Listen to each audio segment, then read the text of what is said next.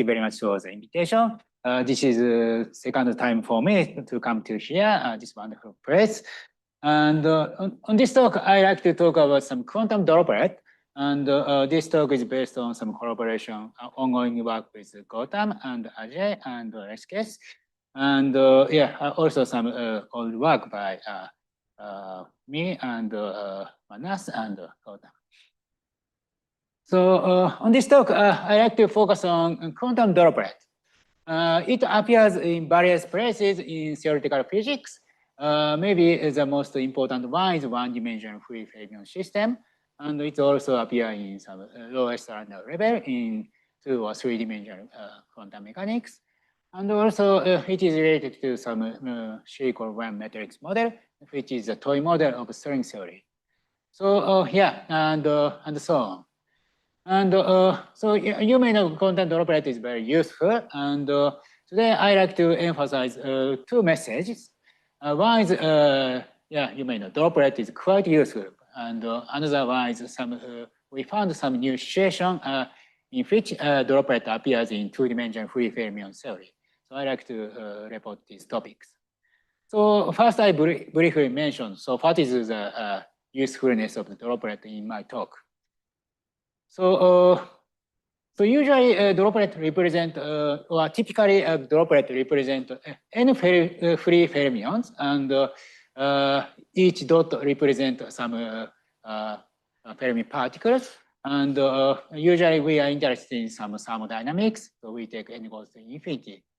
So this kind of droplet can be regarded as some collection of Fermi particles, so it behaves as integrable fluid. So since this is a fluid, there are a lot of interesting physics. So for example, it must show some thermalization, and in particular, this is integrable, so it will show some thermalization to so-called generalized Gibbs ensemble. And also, since this is a fluid, once we quantize, and if there is some supersonic region, we expect a sort of acoustic Hawking radiation occurs. So as you know, both thermalization and Hawking radiation is hot topics in theoretical physics. And today I like to show in one-dimensional free Fermi systems, the quantum droplet provides us a very simple way of understanding of these thermalization and Hawking radiation. Yes. I'll explain later. So yeah. And about this thermalization, I will show that this droplet provides us some simple visualization of thermodynamic thermalization mechanics.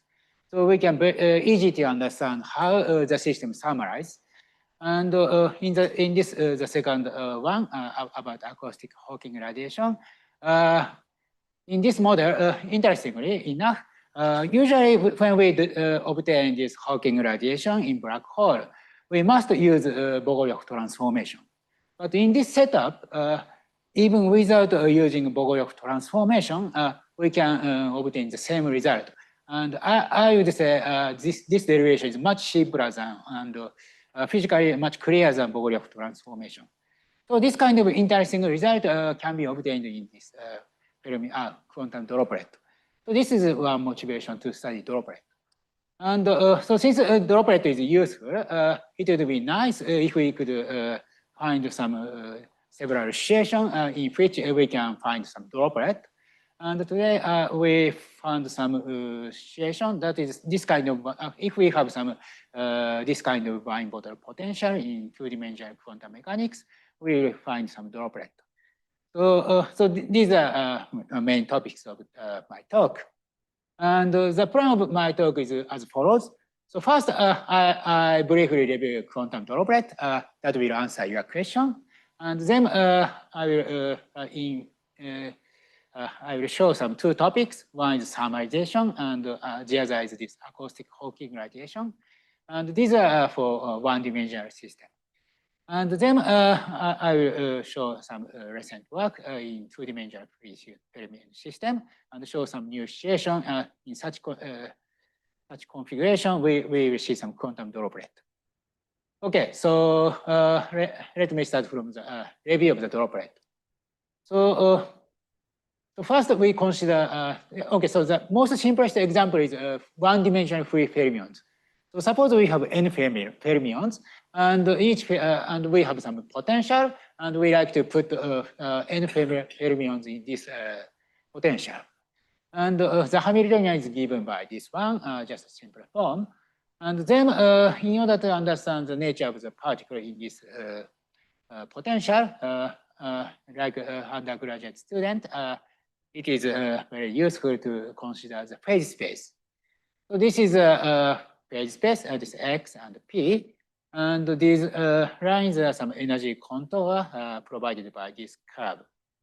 And then from quantum mechanics, we know a single fermion can occupy the area 2 pi h bar in this phase space. So if we put n fermions, then the droplet will appear. So since, by the way, today we do not, we ignore spin of the fermions. So in phase space, since fermion can, just a single state can stay in each point in this phase space. So if we put n fermions, and for example, the ground state is described by this kind of droplet.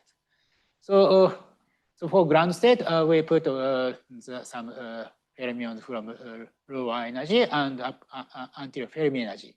So this curve represents some Fermi energy, and yeah. So this black region represents the place the fermions are on. Then in condensed matter physics terminology, condensation in real space.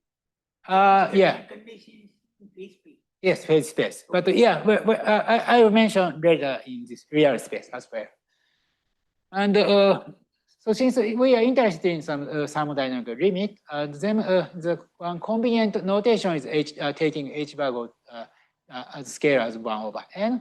Then this area is preserved just to pi. So on this talk, I'm always interested in this limit, taking n goes to infinity and h bar goes to very small. So then some semi-classical analysis is possible. And we can also consider excited state, something like this. And then this will show some time evolution. And since this is some collection of fermions, it can be regarded as a kind of fluid. And sometimes we call this fluid as phase space hydrodynamics. Not real space, but phase space hydrodynamics. And we can also consider droplet in two-dimensional real space-time. So one typical example is when we turn on magnetic field, then this lambda level does appear.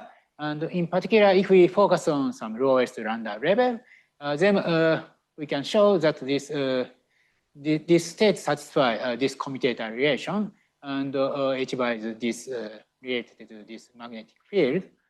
So then, similar to this situation, so single fermion can occupy this tiny area, and we can draw droplet in this limit. So in this way, so droplet can appear on two-dimensional space if this space is non-commutative. So in this case, in the phase space is non-commutative in this sense, this standard quantum mechanical sense. And this in this two-dimensional space is also non-commutative because of this kind of constraint. So in this way, so if we have a non-commutative space, and if we consider, if we put free fermion in this kind of space, we will obtain droplets. And droplet also appear in string theory as well. So it is known, this kind of matrix model, this is one matrix model, and M is n by n Hermitian matrix that depend only on time. Then, and this V is some suitable potential. And this is a very simple quantum mechanical system, but it is known that this system is related to so-called two-dimensional non-critical string theory. So in this sense, and this matrix model can be mapped to n free fermions with this Hamiltonian. And this system is nothing but this kind of system with some potential. So in this sense, this two-dimensional string theory and one-dimensional free fermions and droplet are related. But today we'll skip the detail of this connection, and I just focus on some property of the droplet itself. But the details on this kind of topics will be mentioned by Ajay on 3rd December in short talk. So maybe you can see some interesting relation between this droplet and string theory. So this is the end of the review part. So in this way, so droplet does appear in various places, and in particular, it can be regarded as a fluid. So we can see some interesting phenomena like thermalization and Hawking radiation. So these are some main topic of my next section. Okay, so let me first discuss about thermalization. So again, we consider one-dimensional free fermion system. So consider some potential and put n fermions. And if we consider this kind of excited state, then they will show some time evolution and would be summarized to some state. And the question is, so what is the final state of this excited state? And the point is, since this is free fermions, this each dot inside of the droplet move according to the equation motion of this single particle with this Hamiltonian. So this thing, so you may know this classical this point particle just move along this constant energy contour in phase space. So we can expect the droplet motion from this single particle motion in this potential. So for example, this potential just go along this way, and this point also go along this way. So in this way, we can expect some motion of the droplet.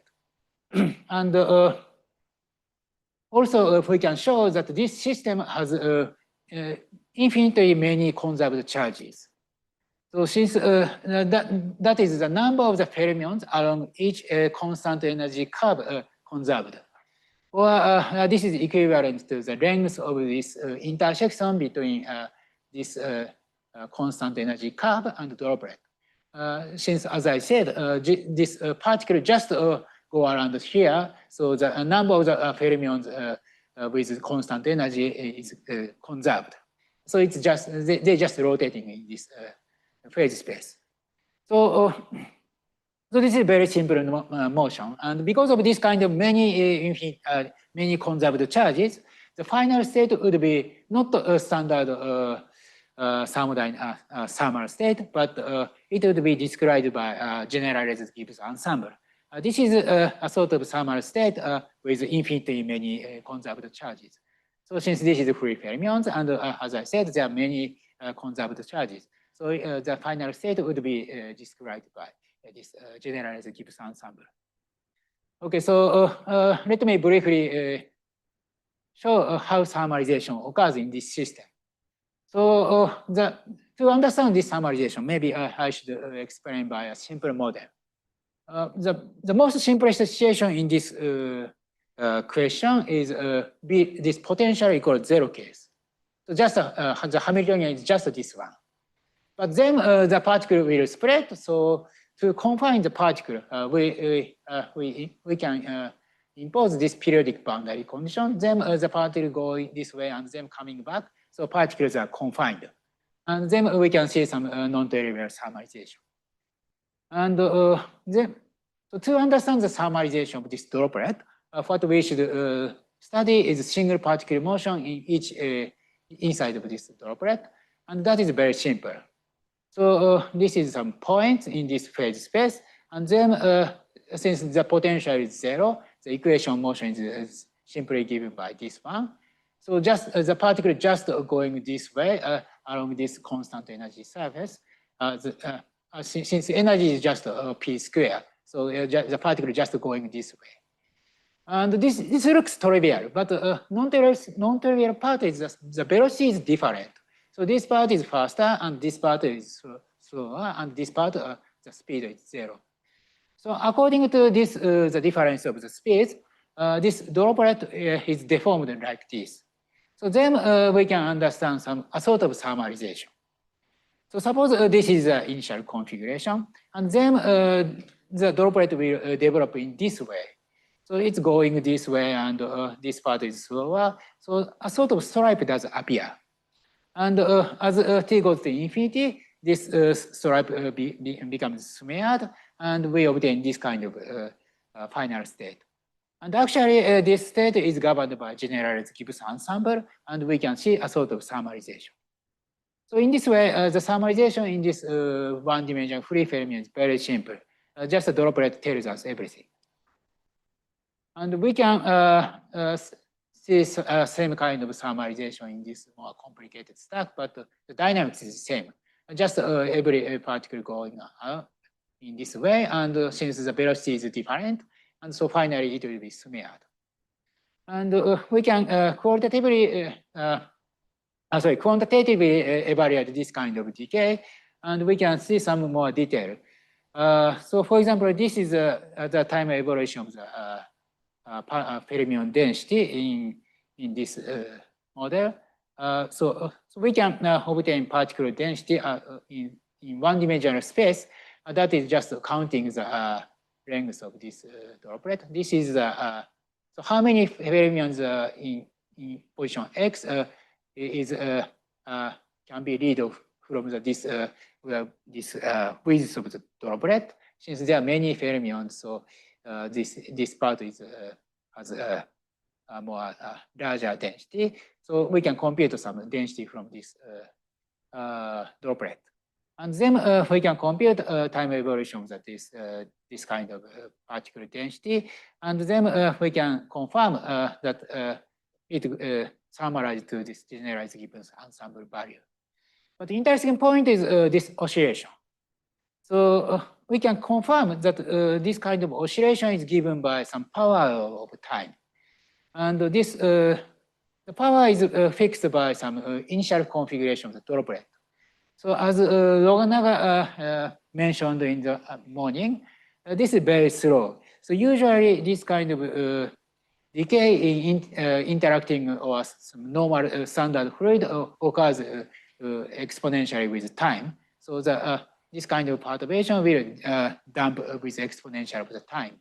But in this integrable fluid, because of many conserved charges, this decay is very slow and given by this kind of formula.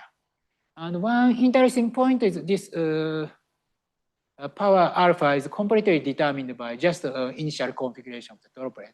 So I will skip the detail, but once we know the initial configuration, then this power is fixed. And even very late time, this power controls this decay. So in this way, this droplet provides us a very simple way of thermalization in 1D, and also tells us a sort of how it decays with time.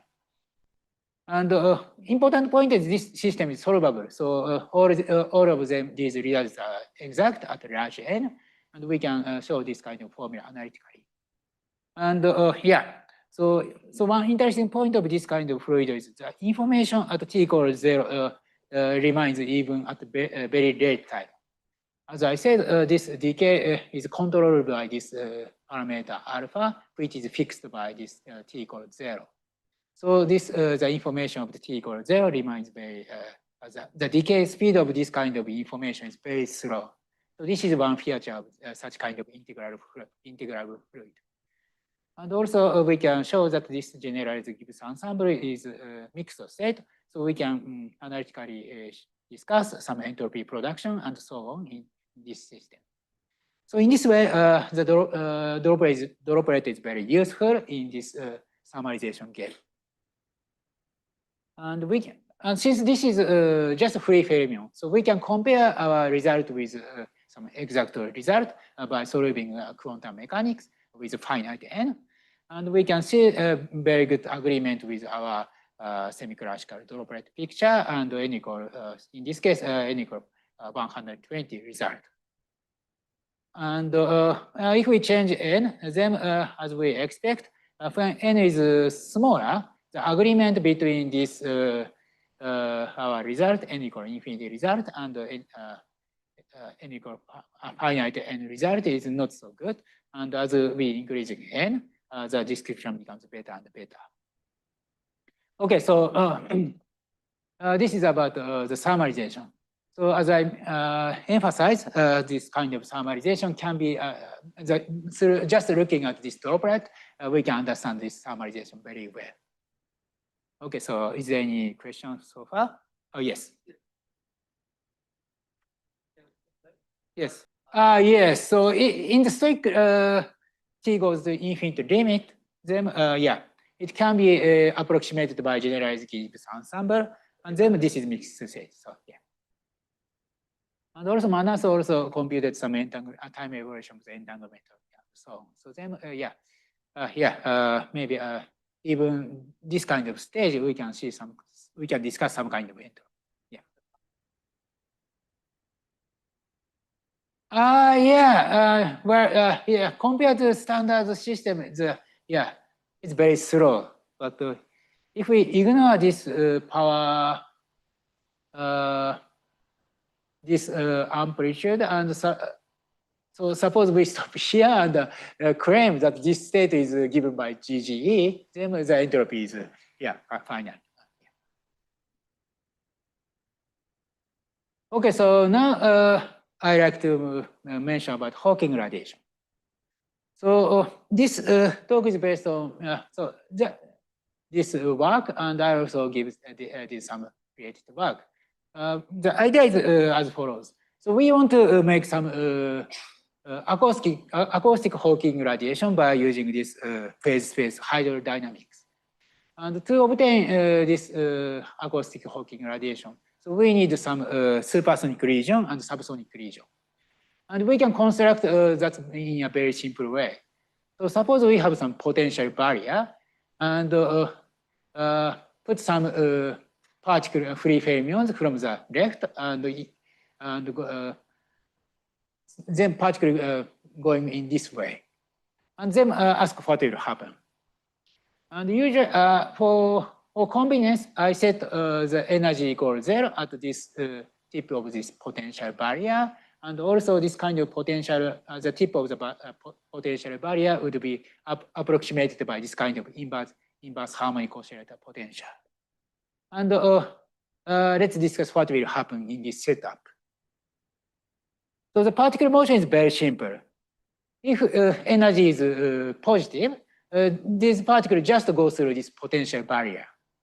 But if energy of the particle is negative, then because of this potential, this particle would be reflected. So it's very simple motion. And if we consider some dense fermions from energy below to up to some stage, the picture is something like this. So we have many fermions, and if energy is positive, it goes through, and if negative, it's reflected. And in phase space, this situation is described by this kind of droplet. So this region represents positive energy particles. So particles from coming from left and going this way.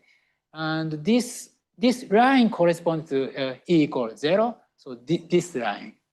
And if energy is below this and energy is negative, the particle is moving in this way. So a particle cannot go to this positive X region. And then we can see there is subsonic region and supersonic region. So in order to consider this kind of sound wave, what we should do is consider some fluctuation of this droplet. And because since this is fermions, the fluctuation is possible just this kind of something like Fermi sheet, Fermi surface. So suppose we fluctuate this part, then this fluctuation will propagate in this way, since particle is going in this way. So if I give some fluctuation at this point, it will propagate in this way. And if we fluctuate this part, then since particle going in this way, so the wave also propagating this way.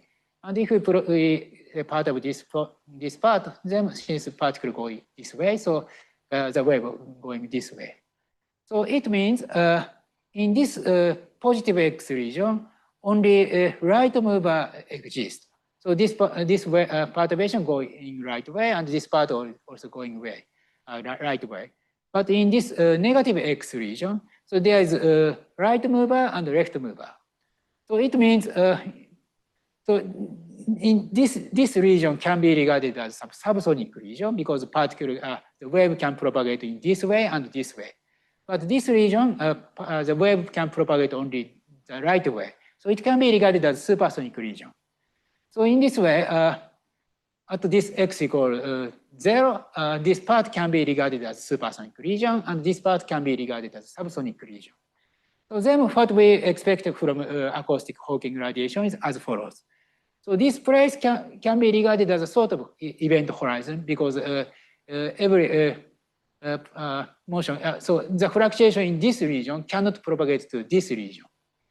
So then once we quantize this wave, some Hawking radiation occurs and something like this direction. So since this is like a horizon, so we have some energy propagation from here to here. And indeed, we can obtain this acoustic Hawking radiation in two ways.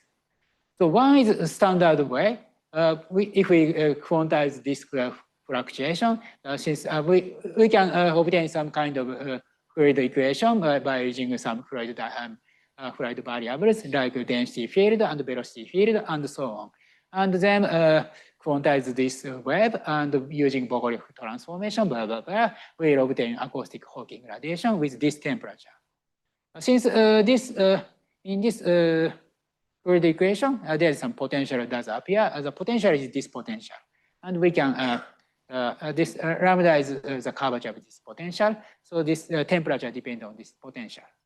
And in this way, this is very similar to what we computed in black hole. And this is just a standard way of the derivation of the Hawking radiation. And we got this kind of acoustic Hawking radiation. But this part is boring since everything is known from the fact that there is some event horizon. But something new is as follows. So we can obtain the same result in very different picture. So that is quantum mechanical picture of the Hawking radiation. So to see it, what we should consider is recall that this droplet is just a collection of the Fermi particles. So then the question is what will happen when we turn on quantum effect. As I said, droplet is a sort of classical effect because the h bar is we have taken h bar goes to 0 or h bar goes to 1 over n.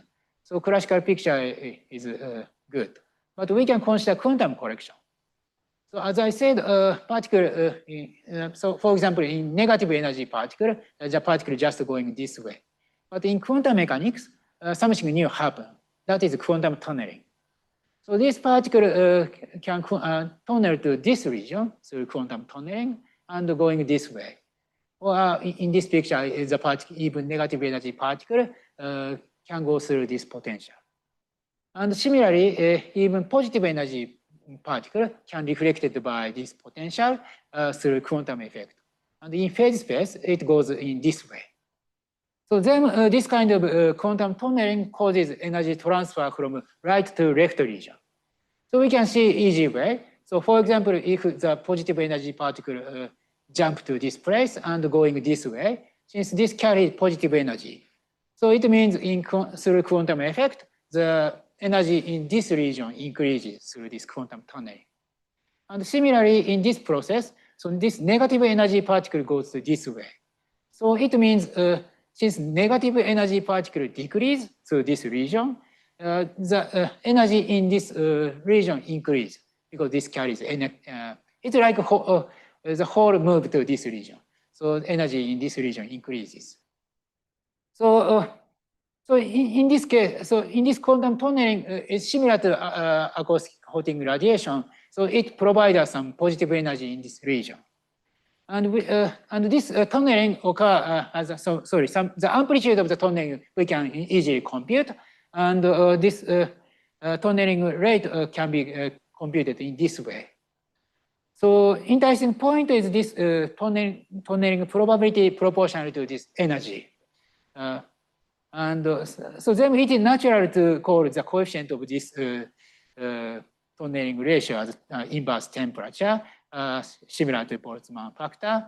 And this constant can be computed in this way. And interestingly enough, this constant is represented by the Hawking temperature of this acoustic Hawking radiation. So this is just a quantum tunneling, but this probability looks like Boltzmann factor, and with this acoustic Hawking temperature. So it means this quantum fluctuation, this kind of tunneling effect, mimics thermal fluctuation. So this is another way of explaining this acoustic Hawking radiation.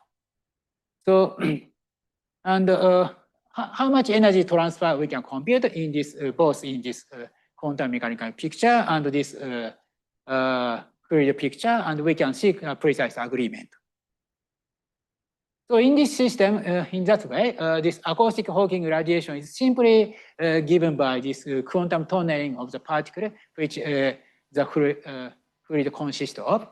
So it gives us some microscopic description of the acoustic Hawking radiation.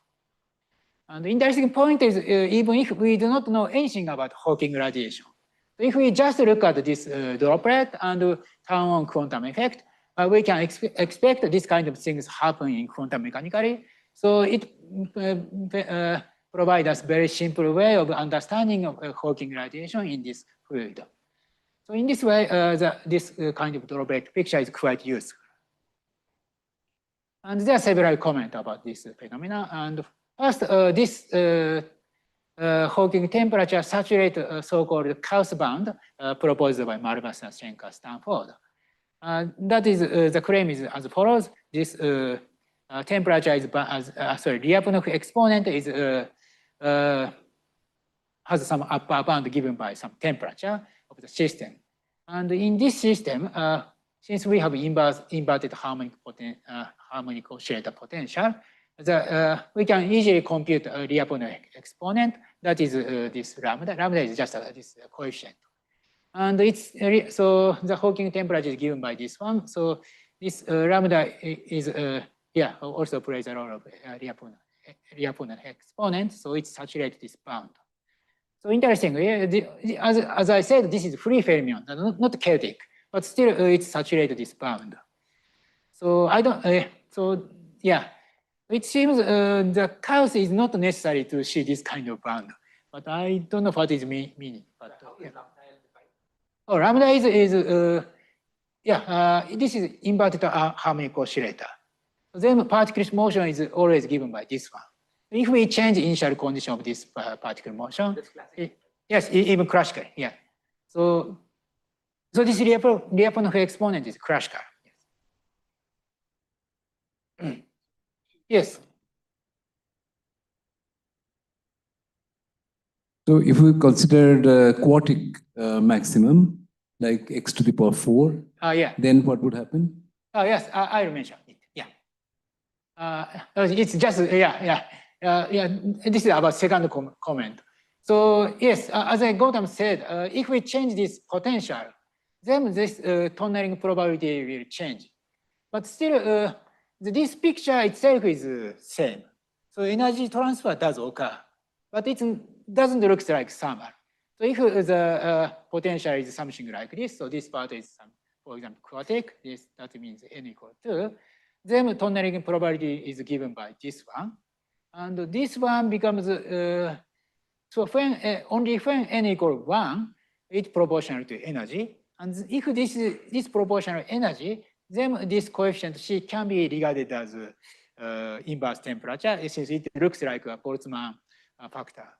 But so only when, this kind of energy transfer through quantum fluid always occur. It doesn't depend on the shape of the potential. But only when this is inverted harmonic oscillator, it can be regarded as thermal. Maybe this would be similar to Andrew effect. When this acceleration is constant, it can be regarded as thermal. But if different acceleration occurs, then some sort of excitation occurs, but it may not be thermal. So yeah, whether it can be regarded as thermal or not may depend on some detail of the system. Yeah. So in other words, black hole is really special. It always thermal. So yeah, yeah. Okay, so this is a Hawking radiation part, and yes, yeah. Yes.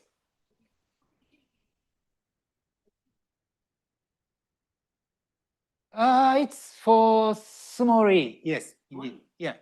Yeah. Well, since the tunneling is dominant when this energy close to zero, so that part will dominate for this radiation.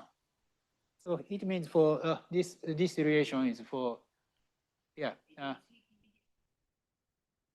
Well, yes, this tunneling rate itself is the same, but if we evaluate some amount of the energy transfer and so on, then the dominant contribution is from near energy equals to zero. So if n is 0, then Oh, n. Oh, so you mean n?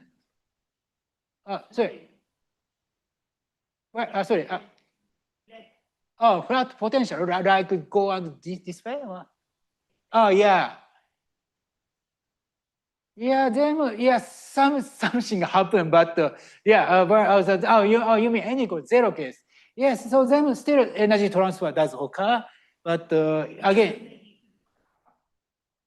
the flat case may be different. I need to compute this in some different way. So then I should say this is for n greater than 0 or something. Okay, so in that way, so once we obtain droplet, we can discuss several stuff very simple way. So then it is interesting when this kind of droplet appear, in particular in this two-dimensional space, real space. And one example is this lowest random level. And so then question is there any other situation in which the droplet appears in two-dimensional space like this random case? And the answer was found by these works, particularly this pattern and Satya and Gregory. So they found by using so-called rotating harmonic trap, they found the similar thing happens in this system. So I briefly mentioned this, what is this rotating harmonic trap. The Hamiltonian is simply given by this one. So this is two-dimensional quantum mechanics, and the potential is a harmonic one, and we consider rotation as well.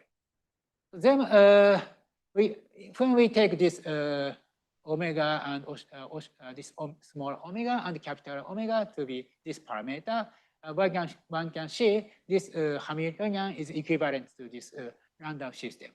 So droplet does appear. And interestingly, so this is just a potential problem. We can deform this system. And still the droplet fixture exists.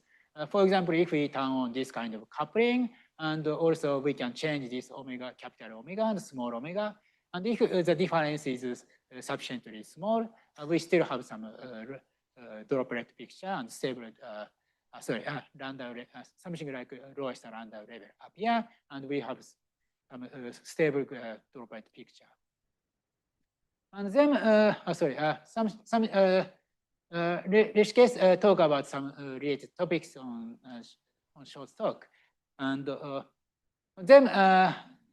then question is, yes, so in this case, we got droplet. And the question is there any other general condition for obtaining droplet in two-dimensional plane? And what we found is if the system has some rotational symmetry, like some circular potential, we can obtain a sort of droplet at the stationary point. But in general, the obtained droplet may be unstable, and when some potential satisfies some condition, the droplet is stabilized. So let me briefly explain this part. So this is some general formula for the rotational symmetric potential. So we have this kinetic term in 2D, and we have some potential which depend on R and P theta and doesn't depend on theta. then the system has some this rotational symmetry. And then we found if so suppose that this effective potential is something like this, since we have this part, so we have this part. Oh, sorry, time. And then there is some stationary point, and if we assume this particle is stay at this stationary point, it means this particle satisfies these two equations. So R dot equal to 0 and PR dot equal to 0. And under this constraint, we can compute the Dirac bracket since this is constraint, and we can compute the Dirac bracket of X and Y, and we find this non-commutativity. So it means once we quantize this system, we obtain this non-commutative phase space. Non-commutativity in two-dimensional space-time. So it means we can have droplet. So whenever we impose this condition, we will obtain this droplet. But the question is whether this is stable or not. And this is some spectrum considered by this person. And usually this lowest, if some state corresponding to this condition and a state which doesn't satisfy this condition has some energy gap, then this droplet would be stable.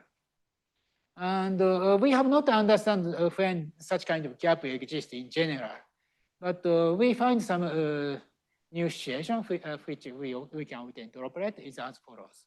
So this is the rotational symmetric potential, and if we take this one point is we put this potential proportional to inverse of R square, and if this coefficient is sufficiently large, for example, like scalars n square, then we will obtain some stable droplet. So this is one new situation in which we obtain stable droplet. So this is time. So maybe, but once we obtain droplet, we can discuss thermalization, etc., similar to one-dimensional phase space hydrodynamics. And we can obtain some finite effect as well for thermalization and so on. Okay, so let me summarize. So, today, I emphasize that the droplet is very useful, and we can see some thermalization and acoustic gradation. And the interesting point is we can visualize these kind of phenomena in very simple way. And we find some new situation in which some droplet does appear. Okay, so I'll stop here. Thank you very much.